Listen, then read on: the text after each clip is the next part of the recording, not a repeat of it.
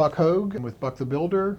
We are a design build renovation company in Bryan, College Station, Texas. Why it's important to step back as an owner and work on the business is because there's a difference between working for yourself and working to build a business. A lot of people in our industry think they're building a business, but actually they just spend 4 to 5 decades working for themselves. And the proof is in the fact that when that day comes that their back no longer allows them to do the work, or they're just tired of doing the work and they hang up their tool belt, their business is done with them. They've got nothing to show for it. My goal is so that when the day comes that I want to step away from Buck the Builder, that it could still be a business that flourishes without me being associated with it. That sort of shift in mindset, it has to come with you with a willingness to work on the business. Rewind to when we got cold called about Aspire to, hey, we're doing that full day presentation in Austin. A few weeks before that, my wife and I literally had a conversation where we were yet again looking at